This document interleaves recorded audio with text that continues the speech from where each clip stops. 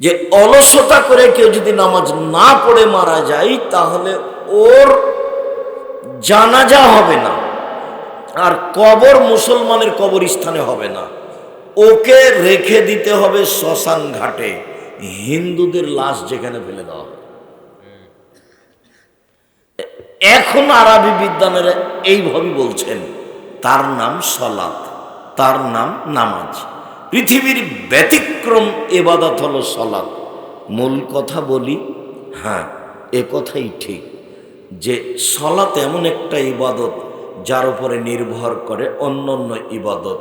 তারপরেও সলাতের নেকিটা আল্লাহ নিজে হাতে দিবেন না, ফেরেশতাকে বলবেন নেকি লিখে দাও। কিন্তু সিয়াম এমন একটা ইবাদত যে আল্লাহ বলবেন না ফেরেশতাকে যে তোমরা সিয়ামের নেকি লিখো, আল্লাহ বলেন সিয়াম আমার ব্যাপার, প্রতিদান আমি দিব। আল্লাহ বলেন সিয়াম আমার ব্যাপার, প্রতিদান আমি দিব। সেই সিয়ামের নফল সিয়ামের আলোচনা আজকে।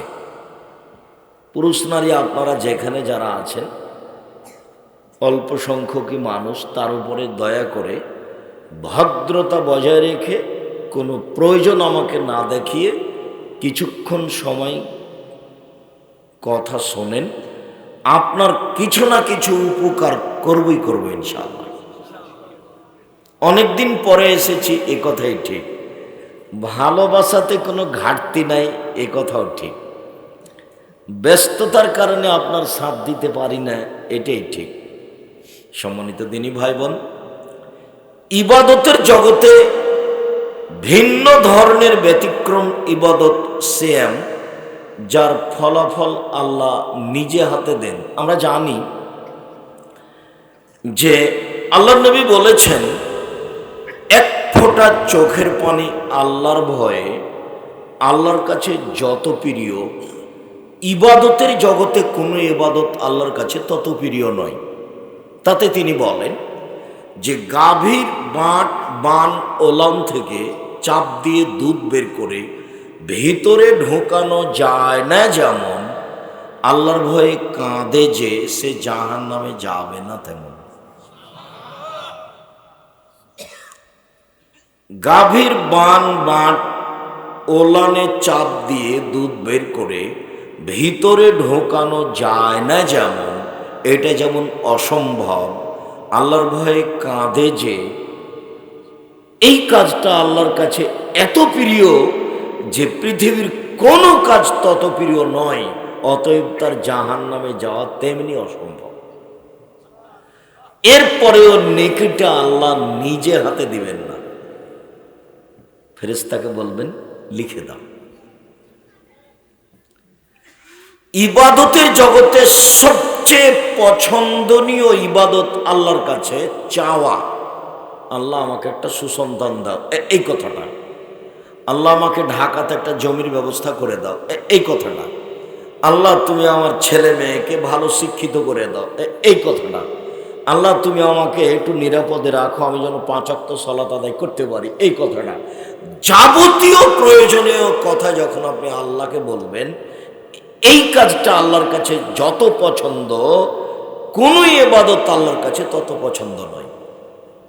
এর পরেও এই পছন্দনীয় ইবাদতের নেকিটা আল্লাহ নিজে হাতে দিবেন না, ফেরেশতাকে বলবেন ও আমার কাছে চেয়েছে, এটা তুমি লিখে দাও।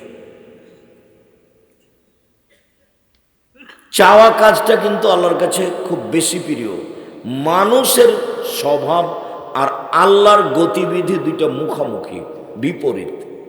কালকে একটা মানুষকে গিয়ে বলছেন, ধনী মানুষ, ভাইজান আমি খুব বিপদে পড়েছি, আমার ছেলের হাত ভেঙে গেছে, তো 10,000 টাকা কর্জ দেন। ভাইজান আপনি তো সবাইকে দিয়ে থাকেন, তো বলবেন সেই তো আমার তো এখন হাতে টাকা পয়সা নেই, কি করি, আচ্ছা বিকালে আসো দেখি। তাহলে ঠিক আছে 5,000 নিয়ে যাও, দিয়ে কাজটা করো। পরের দিনই গেছেন আবার, যে আমার ভাইগনার হাত ভেঙে গেছে, ভাইজান টাকা দিতে হয়, যে তোর জন্য টাকশাল বানালছি নাকি রে। মানে দ্বিতীয় তৃতীয় দিনই মানুষ কি হয়ে যাবে, বিরক্ত হয়ে যাবে। আর ওখানে যত বলবেন তত খুশি, যত বলবেন তত খুশি, যত বলবেন তত খুশি। বলে কে? মানুষের তো স্বভাব নষ্ট হয়ে গেছে, মানুষের স্বভাবই খারাপ হয়ে গেছে, মানুষের খাসলাত, মানুষের চালচলন খারাপ হয়ে গেছে। মানুষ টিভি নিয়ে বসে থাকে ঘন্টার ঘন্টা, ল্যাংটা মেয়ে দেখে চক্ষু ঠান্ডা করে, কলিজা ঠান্ডা করে, জানটা সহজ করে। টিভিতে বড় মোবাইল দেখে, বড় মোবাইলে মেয়েদেরকে দেখে চক্ষু ঠান্ডা করে, কলিজা ঠান্ডা করে, জানকে সহজ করে, তাহাজ্জুদও পড়ে, ধর্ম পাগল হয়ে গেছে, এতে জান্নাত পাবেও। সারা রাত বসে আছে, রাত 2টা-3টায় ঘুমাচ্ছে, তো এ কি আর আল্লাহকে ডাকতে পারবে? আল্লাহর নবীর কথাটা মেনে চলতে হবে। একরাহুল কালাম আবাদ আলী সাহে, একরাহুল নামা কাবাল আলী সাহে। মোহাম্মদ সাল্লাল্লাহু আলাইহি সাল্লাম ঘোষণা দিয়েছেন, এই পৃথিবীর মানুষ মনে রেখো, এশার সালাতের পরে কথা বলা ঘৃণিত কাজ। পৃথিবীর মানুষ শুনে রেখো, এশার সালাতের পূর্বে ঘুমিয়ে যাওয়া ঘৃণিত কাজ। আপনি বাড়ির মালিক, আপনি বাপ, আপনার বাড়িতে কারফিউ জারি থাকবে। প্রেসিডেন্ট আইয়ুবের মতো মাশাআল্লাহ জালি আছে বাড়িতে, কি রাত 10টায় ঘুমিয়ে যেতে হবে বাধ্য। পড়াশোনা ব্যতীত রাত 10টার পরে কোনো ছেলে মেয়ে এই বাড়িতে জেগে থাকতে পাবে না, ঘুমাতেই হবে বাধ্য। বাস 10টায় ঘুমিয়ে গেছে, 3টায় উঠেছে, এই যে কয় ঘন্টা ঘুমালো? 5 ঘন্টা। এখন উঠে সুন্দর করে উজু করে 2 রাকাত সালাত আদায় করে আল্লাহকে বলেন, উনি প্রথম আকাশ থেকে, সপ্তম আকাশ থেকে প্রথম আকাশে নেমে এসেছে, আপনার জন্যই নেমে এসেছেন। তা আপনি তো রাত 2টা-3টায় ঘুমালেন ল্যাংটা মেয়ে দেখে দেখে চক্ষু ঠান্ডা করে, আপনি আল্লাহকে কি বলবেন? আপনার চরিত্র শয়তান, আপনার স্বভাব খারাপ, আপনার অভ্যাস খারাপ, আপনার খাসলত খারাপ। কি দিবেন? ঘন্টার ঘন্টা দোকানে বসে আড্ডা পিটেন, সব সময় দোকানে ল্যাংটা মেয়ে নাচছে টিভিতে, আর সবাই বসে আছে দেখছে, গল্প করছে, দিন কাটাচ্ছে। আড্ডা পিটে হারাম। 4টা কাজ জীবনে করতে হবে। 1 5 ওয়াক্ত সালাত, 2 হালাল রুজি, 3 কোরআন তেলাওয়াত, 4 আড্ডা পিটা হারাম। দোকানে বসে আড্ডা পিটা হারাম, চিরদিনের জন্য হারাম। দোকানে যেতে হবে, আসসালামু আলাইকুম, আহমদ লবণ আছে? জি আছে। 1 কেজি লবণ দাও। মরিচ আছে? হ্যাঁ 200 মরিচ দাও। বাস নেওয়া হয়েছে, টাকা দিয়ে দিন, আসসালামু আলাইকুম। আর ওখানে থাকতে পাবেন না। বসে আছেন, থাকেন কোন শরমে, কোন লজ্জায় থাকেন? পশু প্রাণী আপনি? গরু ছাগল আপনি? কুকুর শ্রীগাল আপনি? না আপনি মানুষ? আল্লাহ তাআলা বলছেন, বুঝে না ওরা, অন্তর আছে বুঝে না, দেখেও দেখে না ওরা, চক্ষু আছে দেখে না, শোনে না ওরা, কান আছে শোনে না। উলাইকা কাল আনাম, তারা পশু প্রাণীর মতো, তারা গরু ছাগলের মতো, তারা কুকুর শ্রীগালের মতো, ভালো মজাল, বরং তার চেয়ে খারাপ। আল্লাহ বলছেন মানুষকে, বলছে ওরা কুকুর শ্রীগালের চেয়ে খারাপ, পশু প্রাণীর চেয়ে খারাপ। কোন লজ্জায় আপনি দোকানে বসে আড্ডা পিটেন? আপনার একটু শরম হয় না কেন? আপনার একটু হায়া হয় না কেন? আপনার একটু লজ্জা হয় না কেন? আপনার একটু ইতস্তবোধ হয় না কেন? কেমনে বসে থাকেন? মেয়েটা নাচছে টিভির মাধ্যমে, যত ইনকাম হয়েছে দোকানে সব হারাম। শুকুরের গোস্ত যেমন অন্য অন্য জিনিস হারাম, যেমন এটা তেমন হারাম, সব সমান সমান হারাম। ওটা তো হারাম মাধ্যমে উপার্জন হয়েছে, কোটি টাকা ইনকাম হলে ওটা বৈধ হবে না। ও দিয়ে চাউল কিনে ভাত খেয়ে বাদাত কবুল হবে না, এই পথ বাতিল। এই যে বললাম, এমন কোনো মায়ের বেটা নাই কথা এইভাবে উল্টে ধরতে পারে, যা বলছি সেটাই থাকবে কিয়ামত পর্যন্ত। আমার কাজই এটা, আমি এই কাজই করি। কেন আপনি দোকানে বসে আড্ডা পিটবেন? আপনার স্বভাব একটু ভালো হয় না কেন? এশার সালাত আদায় করেছেন, বাড়ি চলে যাবেন, আহাল পরিবারের দিকে কড়া নজর রেখে ঘুমিয়ে যাবেন, বাস। জন্ম দিলেই বাপ হওয়া যায়? ক্ষমতা নীতির নাম বাপ। দুঃখিত, একটা কথা বলে আগাই। আমাদের আলোচনা সেম, আমরা লম্বা আলোচনা করতে চাইনি, আজকে একটু দেরি হয়ে গেছে। তো 2টা হাদিস মধ্যখানে বলে রাখি, একটা মায়ের জন্য, একটা বাপের জন্য। তো বাপের জন্য এটা আগে বলি। আল্লাহ নবী বলছেন যে মান আলা সালাসা বানাতিন, কেউ যদি 3টা মেয়ের লালন পালন করে, 3টা মেয়ে, 3টা বেটি, 3টা মেয়ের লালন পালন করে, তো লালন পালন কি জিনিস? এক, আল্লামাহুন্না, মেয়েকে বিদ্যা শিখিয়ে দিল। দুই, আদ্দাবাহুন্না, মেয়েকে শিষ্টাচার শিখিয়ে দিল। তিন, আহসানা ইলাইহিন্না, মেয়ের সাথে ভালো আচরণ করলো। তাহলে কুনাল্লাহু হেজাবান মিন নারি ইয়াউমাল কিয়ামা, বিচারের মাঠে মেয়ে তিনটি বাপকে জান্নাতে নিয়ে যাওয়ার জন্য জাহান্নাম থেকে অন্তরাল হয়ে যাবে।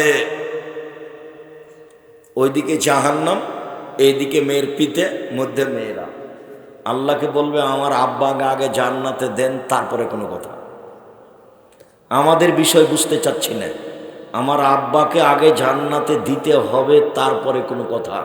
মেয়েরা এমনভাবে শক্ত হয়ে বেঁকে বসবে বিচারের মাঠে।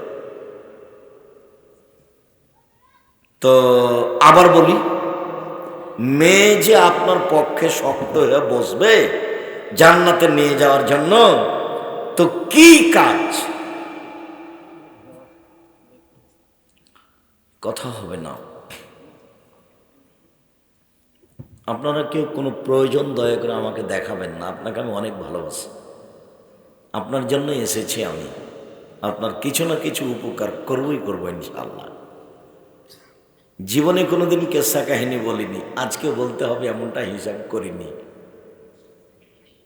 তো কিভাবে মেয়ে লালন পালন করতে হবে? এক, বিদ্যা শিখিয়ে দিল। দুই, শিষ্টাচার শিখিয়ে দিল। শিষ্টাচার যে কি জিনিস?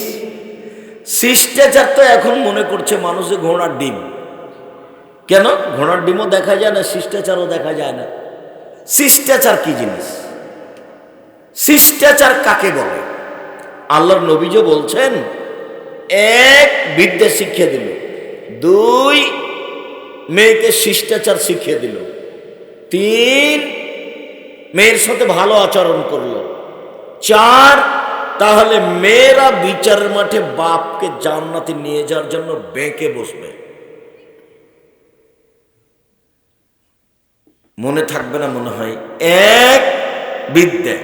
দুই, শিষ্টাচার। তিন, ভালো আচরণ। মনে থাকে না কেন? ভালো আচরণ মানে মেয়ের সাথে কোনো সময় খাস্টা মেস্টা আচরণ করতে পারবেন না। আম্মু বলে ডাকতে হবে, আদর করতে হবে, এই কথাই ঠিক। আব্দুর রাজ্জাক সাহেব, আগেরটাও ঠিক আছে, পরেরটাও ঠিক আছে, শিষ্টাচার কি আব্দুর রাজ্জাক সাহেব বলেন না, একটু আমল করতে পারি আর না পারি। হ্যাঁ ঠিক আছে, তা বলি। এক মিনিট, শিষ্টাচার কি জিনিস? আল্লাহর নবী বলছেন, সব নবীর শিষ্টাচার 10টি, সব নবীর বৈশিষ্ট্য 10টি, সব নবীর খাসলাত 10টি, সব নবীর অভ্যাস 10টি। এক, মোচ কেটে ফেলতে হবে, চাচা যাবে না। দুই, দাড়ি বড় করতে হবে, ছোট করা যাবে না, চেঁচে ফেলা যাবে না। তিন, পেশাব পায়খানার পরে পানি দিয়ে পবিত্রতা অর্জন করতে হবে। ঢেল টিস্যু পেপার আগে পরে পানি, এ কথা মিথ্যে, এতে নবীর ওপরে অপবাদ লাগানো হবে। তিন, পেশাব পায়খানার পরে পানি দিয়ে পবিত্রতা অর্জন করতে হবে। আগে ঢেল টিস্যু পেপার পরে পানি, এ কথা মিথ্যে। পানি নেই তখন ঢেল টিস্যু পেপার, এইটা সুন্নাত। 40 কদম হাঁটা নোংরামি, পায়ের উপরে পা ওঠানো খক খক করে কাশা শরীয়ত বহির্ভূত কাজ। আবার যদি পায়ের উপরে পা উঠাতেই হয়, খক খক করে কাশতেই হয়, যদি 40 কদম হাঁটতেই হয়, তা আমি পুরুষ মানুষ, আমি ঢেল টিস্যু পেপার নিয়ে 40 কদম হাঁটলাম, পবিত্রতা অর্জন করলাম, আমি জান্নাতে চলে যাব। আমার বউকে জান্নাতে যাওয়া লাগবে না? ওই 40 কদম হাঁটবে, ওই ঢেল নিয়ে টিস্যু পেপার নিয়ে হাঁটবে, পায়ের উপরে পা উঠাবে, খক খক করে কাশবে। তো বলছে আব্দুর রাজ্জাক সাহেব, এটা যে পুরুষ মানুষ দেখলে তাকে কেমন কেমন লাগবে? তো পুরুষ মানুষ যখন এমন করে, তখন মহিলা মানুষ যদি দেখে তাকেও কেমন কেমন লাগে। তার মানে এটা শরীয়ত নয়। সাথে সাথে এটা কেন 40 কদম কেন? 40 ঘন্টা পরে যদি টিস্যু পেপার ফেলে দেয়, তাহলে মনে হবে পেশাব আসলো। কেন? এটা এখন অসা শয়তানের কুমন্ত্রণা হয়ে গেছে। আল্লাহর নবী বলছেন, দেখো পৃথিবীর মানুষ, সলাতের মধ্যে আছো তো মনে হলো যেন বায়ু আসলো, মনে হচ্ছে যেন বায়ু আসলো, জাবানা মসজিদ থেকে সলাত আদায় করো। ওটা শয়তান করেছে। যতক্ষণ পর্যন্ত স্পষ্ট শব্দ না পাচ্ছ বায়ুর, যতক্ষণ পর্যন্ত গন্ধ না পাচ্ছ, ততক্ষণ পর্যন্ত বের হওয়া না। শয়তানকে বলবেন, যাক আমার বায়ু এসে নষ্ট হয়ে যাক ওদিক, তবু আমি যাব না। শয়তান সর, শয়তান সর, আমার সলাৎ হোক আর না হোক, তুই সর এখান থেকে। আপনি বলবেন 40 কদম কেন? 40 ঘন্টা পরে টিস্যু পেপার ফেললে আপনার মনে সন্দেহ পেশাব আসলো। অতএব পেশাব পায়খানার পরে পানি দিয়ে পবিত্রতা অর্জন করে সুন্দর করে অজু শেষে একটু পানি লজ্জাস্থান সামনাসামনি কাপড়ের উপরে ছিটিয়ে দিবেন। এখন যদি শয়তান বলে পেশাব আসলো, তাহলে শয়তানকে বলবেন যে তুই সর, পেশাবে আমার কাপড় ভিজে যাক তবু আসে যায় না, আমি আর উজু করব না। নইলে শয়তান আপনাকে সলাত আদায় করতেই দিবে না, ওইটা দিয়ে আপনাকে সারাদিন ঘুরিয়ে নিয়ে বেড়াবে, ওই পথই বাতিল। 4 নখ কেটে ফেলতে হবে। মেয়ের নখ বড় থাকবে, নেইল পালিশ দেওয়া থাকবে, তখনও আপনি বাপ, এটা ঠিক নয়। আপনি শিষ্টাচার, এখন মেয়েরা দাঁড়াবে না এভাবে। শিষ্টাচার কি জিনিস? শিষ্টাচার কাকে বলে? বগলের লোম উঠিয়ে ফেলতে হবে, আপনার ব্লেড ব্যবহার করা হবে না। নারী পুরুষ একই হুকুম। শিষ্টাচার কি জিনিস? নিচের লোম পরিষ্কার করতে হবে, ঊর্ধ্বে টাইম 40 দিন, যেভাবে সম্ভব, যেভাবে সহজ। শিষ্টাচার কি জিনিস? বাড়ি থেকে বের হওয়ার সময় সালাম দিয়ে বের হতে হবে, ঢুকলে সালাম দিয়ে ঢুকতে হবে। শিষ্টাচার কি জিনিস? বাচ্চাকে দুধ খাওয়ানোর সময় বিসমিল্লাহ বলতে হবে, বিসমিল্লাহ না বললে এ দুধ শয়তান খাবে, নিশ্চিত খাবে, অবধারিত খাবে, খাবেই খাবে। আল্লাহ নবী বলেছেন খাবে, অতএব খাবে। শিষ্টাচার কি জিনিস? ডান হাতে গিলাস ধরে পানি পান করতে হবে, বাম হাতে নয়, বাম হাতে শয়তান খায়। শিষ্টাচার কি জিনিস? প্লেটে খাওয়ার সময় পাশ থেকে খাওয়া শুরু করতে হবে, মধ্য থেকে নয়। ভাতের পাতিল থেকে ভাত বের করার সময় পাশ থেকে ভাত উঠাতে হবে, মধ্যে থেকে নয়। শিষ্টাচার কি জিনিস? গামলা থেকে ভাত উঠানোর সময় পাশ থেকে উঠাতে হবে, মধ্যে থেকে নয়। শিষ্টাচার কি জিনিস? বাচ্চাকে নিয়ে যখন ঘুমাবে মা, তখন ডান কাতে ঘুমাবে, বাচ্চাকে ডান কাতে রাখবে, দোয়া পড়ে ঘুমাবে। শিষ্টাচার কি জিনিস? বাচ্চা যখন টয়লেট পেশাব পায়খানায় যাবে, তখন দোয়া বলে দিবে বাপ মা মেয়েকে, ছেলেকে। শিষ্টাচার কি জিনিস? মা যখন বাচ্চাকে জামাটা পরাবে, তখন ডান হাত ঢোকাবে বাচ্চার আগে, তার শিষ্টাচার কি জিনিস? যখন জুতাটা পরাবে, ডান পায়ের জুতা আগে পরাবে। শিষ্টাচার কি জিনিস?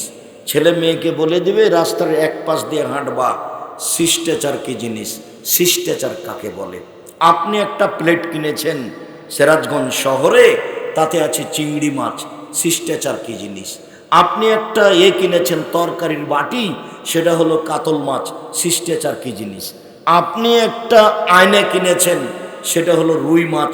শিষ্টাচার কি জিনিস? আপনি আপনার বাচ্চার পেশাব পায়খানার জন্য পট কিনেছেন। শিষ্টাচার কি জিনিস? ছেলে মেয়ের জন্য কাপড় কিনেছেন, তাতে আছে কার্টন। শিষ্টাচার কি জিনিস? বাচ্চাকে একটা গেঞ্জি কিনে দিয়েছেন, তাতে লেখা আছে 10, দেখতে দেখতেই নামাজ শেষ। শিষ্টাচার কি জিনিস? দেখছেন বাচ্চা যে মাথার চুল উপরে রেখেছে আর সব নিচে চাঁচা আছে, এটা খ্রিস্টানদের নীতি। শিষ্টাচার কি জিনিস? বুঝলাম না, শিষ্টাচার কাকে বলে? আব্দুর রাজ্জাক সাহেব, শিষ্টাচার কি জিনিস? শিষ্টাচার ঘোড়ার ডিম। সারা রাত ছেলের হাতে মোবাইল আছে, মেয়ের হাতে মোবাইল আছে। যখন ক্লাস 6-এ ছিল তখন মেয়ে ভালো ছিল, যখন ক্লাস 10-এ উঠেছে তখন মেয়ে পশু প্রাণী হয়ে গেছে, গরু ছাগল হয়ে গেছে। সে আর মানুষ নয়, অন্যায় তার কাছে অন্যায় নয়। শিষ্টাচার কি জিনিস? বাপ যে আছে, বাপ পশু প্রাণীর মতো, গরু ছাগলের মতো থাকে, খায়। বুঝেও বুঝে না ওরা, অন্তর আছে বুঝে না, দেখেও দেখে না ওরা, চক্ষু আছে দেখে না, দেখা দরকার। শোনেও শোনে না ওরা, কান আছে শোনে না, শোনা দরকার। উলায়েকা কালা আনাম, তারা পশু প্রাণীর মতো, তারা গরু ছাগলের মতো, তারা কুকুর শ্রেণীর মতো, বালু মজাল বরং তার চেয়ে খারাপ। সম্মানিত দিনী ভাই বোন, বাপ তিনটে মেয়ে লালন পালন করেন এমন আল্লাহ নবী বলছেন, শোনেন শোনেন শোনেন, কেউ যদি দুইটা মেয়ে লালন পালন করে তো সেই পিতা আর আমি জান্নাতে এইভাবে থাকবো। এ দেখেন, এবার আঙ্গুল দুটিকে তর্জনীর মধ্যমা জমা করে দিলেন। পৃথিবীর মানুষ শোনা রেখো, দুইটা মেয়ের যদি লালন পালন করে কোনো পিতা, তাহলে সেই পিতা আর আমি মুহাম্মদ সাল্লাল্লাহু আলাইহি সাল্লাম জান্নাতে এভাবে থাকবো। তখন তর্জনের মধ্যমা জমা আছে। আরেকটা কথা শুনেন, কেউ যদি এতিমের লালন পালন করে এতিম, তাহলে সেই ব্যক্তি আর আমি মুহাম্মদ সাল্লাল্লাহু আলাইহি সাল্লাম জান্নাতে একসাথে থাকবো। তবে এরকম বোঝা গেল না নাকি? একটু কি আছে, একটু ফাঁকা আছে। দুইটা মেয়ের লালন পালনও বিশাল ব্যাপার। যদি 10টা ছেলেকে মাস্টার ডিগ্রি পাস করান তো এক নেকিও হবে না। ইন্নালিল্লাহি ওয়া ইন্না ইলাইহি রাজিউন। তো পড়াশোনা করাবো কেন? জন্ম দিয়েছেন এই জন্য। না পড়াশোনা করলে যা পাপ হবে সব আপনার, যা পাপ করবে সব আপনার, ওটা আপনার জিম্মেদারি। শুধু কি পড়াশোনা, জন্মের সাথে সাথে তাকে পাশে আজান দিতে হবে, একামত নয়, তাহনিক করতে হবে। পরহেজগার মানুষের কাছে নিয়ে গিয়ে খেজুর চাপিয়ে জিভাতে দিতে হবে, তাহনিক করতে হবে। 7 দিনের দিন আকিকা দিতে হবে, দিতেই হবে। 14 দিনে চলে না, 21 দিনে চলে না, জীবনে একদিন চলে না। চাঁপাই নবাবগঞ্জের ভাষাতে আপনি তো আকিকা দিবেন দেবেন, আপনার বাপকে দিতে হবে, ওটার জিম্মেদারি বাপ হিসাবে। কানা ছাগল দিবে না, ল্যাংড়া দিবে না, খোড়া দিবে না, 2 মাসের দিবে না, 6 মাসের দিবে, দিতেই হবে। ছেলের জন্য 2টা, মেয়ের জন্য 1টা, কানা খোড়া যাই হোক, 6 মাসের 2 মাসের হোক। ওটা তো আর কুরবানি নয়, কুরবানি ওটা ভিন্ন জিনিস, বিশাল ব্যাপার। কুরবানি মানে বিশাল ব্যাপার। যেসব কাজে, বড় বড় কাজে জান্নাত পাওয়া যায়, তার একটা বড় কাজ হলো কুরবানি। কুরবানি মানে দাঁত সুন্দর উঠেছে কিনা দেখো, ঝকঝকে। কুরবানি মানে পা ঠিক আছে কিনা দেখো। কুরবানি মানে চোখ ঠিকঠাক আছে কিনা দেখো। কুরবানি মানে কান ঠিকঠাক আছে কিনা দেখো। কুরবানি মানে লেজ ঠিকঠাক আছে কিনা দেখো। কুরবানি মানে মোটা তাজা আছে কিনা দেখো। কুরবানি মানে ঝকঝকে কিনা দেখো। ওটা নেকির জন্য, ওটা হতেই হবে। কুরবানি দিয়েন না, দিলে ভালো দিতে হবে। ভাগে যে কে বললো আপনাদেরকে বেকায়দায় ফেলে দিল, হুজুরও বললেন হ্যাঁ কে বলেছে ভাগে চলবে না, তো দিলেন, দিয়ে কলিজা নিয়ে গন্ডগোল করছেন, এটা হলো? এগুলো হবে না। আপনাকে যেটা বলছি, টাকা আছে, রাজস্থান থেকে উট নিয়ে এসে দেন। টাকা কম আছে, গরু দেন। টাকা কম আছে, খাসি দেন। টাকা কম আছে, ছাগি দেন। টাকা কম আছে, ভেড়া ভেড়ি দেন। তাহলে এটা কুরবানি, ওটা আকিকা। একবারে ছেলে মেয়েকে লালন পালন করতে হবে শক্তভাবে, পোশাক পাতি থেকে, শিক্ষা দেওয়া থেকে, সব থেকে। তাহলে এমন সুন্দর একটা নাম রাখতে হবে, ফাহসানা ইসমাহু। অনেক দায়িত্ব বাপের। তখন ওই মেয়েরা, ওই 2 মেয়ে বাপকে জান্নাতে নিয়ে যাবে, জাহান্নাম থেকে অন্তরাল হয়ে যাবে। আর ছেলেদেরকে এইভাবে লালন পালন করতে হবে। সম্মানিত দিনী ভাই বোন, এবার পিতার কথাটা শেষ করলাম, মায়ের কথাটা বলে আমরা ফিরে যাই। জাবের রাদিয়াল্লাহু তাআলা আনহু বলেন যে আমি রাসূলের সাথে হয়ে যুদ্ধে ছিলাম। যুদ্ধ শেষ করে আমরা চলে আসলাম, এখন মদিনায় ঢুকবো। তাআলা রাসূল বলছেন, এই শোনো, সবাই তোমরা এখানে থাকো, রাতে এখানে থাকবো, সকালে মদিনায় যাব। তো আমি জাবের বললাম, আল্লাহর নবী, আমি তো নতুন বিবাহ করেছি, আমাকে একটু বাড়ি যেতে অনুমতি দেন। তো আল্লাহ রাসূল বলছিল, ও তুমি নতুন বিবাহ করেছো, তো কুমারী মেয়ে বিবাহ করেছো না তালাক প্রাপ্তা মেয়ে বিবাহ করেছো? আল্লাহ নবী, আমি তালাক প্রাপ্তা মেয়ে বিবাহ করেছি। ওর বিবাহ হয়েছিল, ওর স্বামী তাকে তালাক দিয়ে দিয়েছে, আমি তাকে বিবাহ করেছি। তো আল্লাহ রাসূল বলছেন যে কুমারী মেয়ে কেন বিবাহ করলে না? তুমি তার সাথে খেলতেও, তোমার সাথে খেলতো। কুমারী মেয়ে তুমি কেন বিবাহ করলে না? তুমি তার সাথে খেলতো, তোমার সাথে খেলতো। এই পর্যন্ত তো আল্লাহর নবী বললেন। এখন জাবের রাদিয়াল্লাহু বলছেন, আল্লাহ নবী শোনেন, আমার আব্বা উহুদের যুদ্ধে শহীদ হয়েছেন 9 জন মেয়ে রেখে, আমার 9 জন বোন আছে। আল্লাহ নবী শোনেন, আমার আব্বা উহুদের যুদ্ধে শহীদ হয়েছেন 9 জন মেয়ে রেখে, আমার 9 জন বোন আছে। আকরাহু আনা তাযাওয়াজা মিসলাহুন্না, ওদের সমবয়সের মেয়েকে, কম বয়সের মেয়েকে, বুদ্ধি কম মেয়েকে আমি বিবাহ করা পছন্দ করিনি 4টা কারণে। আমি আমার বোনদের বয়সের মেয়েকে বিবাহ করা পছন্দ করিনি 4টা কারণে। এক, লিতুআল্লিমাহুন্না, আমার স্ত্রী যেন আমার বোনদেরকে বিদ্যা শিখাতে পারে। মায়ের কথা চলছে। 2, লিতুআদ্দিবাহুন্না, আমার স্ত্রী যেন আমার বোনদেরকে শিষ্টাচার শিখাতে পারে। 3, লিতুরাজ্জিলাহুন্না, আমার স্ত্রী যেন আমার বোনদের মাথার চুল চিরুনি করে, সাজগোজ করে, পরিপাটি করে রাখতে পারে। 4, তাকুমা আলাইহিন্না, আমার স্ত্রী যেন আমার বোনদের উপরে পাহারা দিতে পারে। কি দিয়ে বুঝাই আপনাকে আমি? হাদিস তো বুখারী মুসলিম পড়ে আছে, হাদিসে 1450 বছর থেকে আছে, ওর দাম নাই কারোর কাছে। কে পড়ে? হুজুরি পড়ে, দাম দেয় না, আপনি কি দিবেন? আল্লাহ নবী বলছেন, আমার জীবনে বড় আশঙ্কা 3টে। এক, আইম্মাতা মুজিল্লিন, ভ্রান্ত হুজুর, হুজুর ধর্ম বেচা খাবে, এটা আমার ভয়। আমি এই কথা বলিনি, এই কথা মুহাম্মদ সাল্লাল্লাহু আলাইহি ওয়াসাল্লাম বলেছেন। 2, সাতালতাহিকু কাবাইলু মিন উম্মাতিল মুশরিকিন, আমার উম্মত হিন্দুদের সাথে মিশে যাবে, এটা আমার ভয়। 3, সাতাবুদু কাবাইলু মিন উম্মাতিল আওসান, আমার উম্মত মূর্তি পূজা করবে, এটা আমার ভয়। এই 3টা আমার আশঙ্কা, ভয়। 1, হুজুর ধর্ম বেচে খাবে, 95% জন বক্তা মিথ্যুক আমার তদন্তে, 98% জন মুফাসসির মিথ্যুক আমার তদন্তে, তবে আমি মানুষ।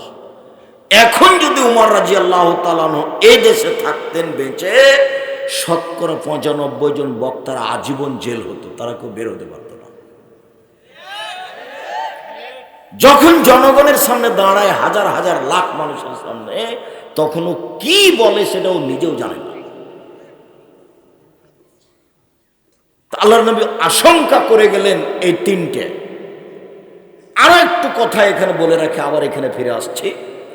আল্লাহ নবী বলছেন, আশঙ্কা করে বলছি, পৃথিবীর মানুষ শুনে রেখো, আমার উম্মত ইহুদি খ্রিস্টানদের সাথে মিশে যাবে। ডান হাতের বিঘত যেমন বাম হাতের সমান, সমান সমান মিশে যাবে, চাল চলনে, কথাবার্তাতে, পোশাক আশাকে। আবার বলছেন, পৃথিবীর মানুষ শুনে রেখো, ডান পায়ের জুতা যেমন বাম পায়ের সমান, সমান সমান জুতা, এইটা যেমন সমান সমান, আমার উম্মত ইহুদি খ্রিস্টানদের সাথে মিশে যাবে, পোশাক আশাকে, চাল চলনে, বিদ্যাতে, খাতা কলমে, রাস্তাঘাটে, খাওয়া দাওয়াতে, সব জায়গাতে মিশে যাবে। এবার নিচে নামতে লাগলেন আল্লাহর নবী ভাষাগতভাবে। নিচে নামতে নামতে নামতে বলছেন, পৃথিবীর মানুষ শুনে রেখো, ইহুদি খ্রিস্টান যদি মায়ের সাথে জেনা করে থাকে, আমার উম্মত তাদের সাথে মিল দিতে গিয়ে মায়ের সাথে জেনা করবে।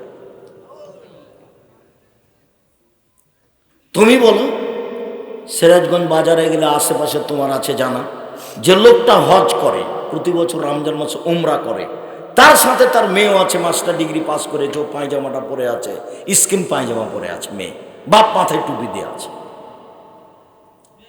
এইটা তোমাকে কেমন লাগছে?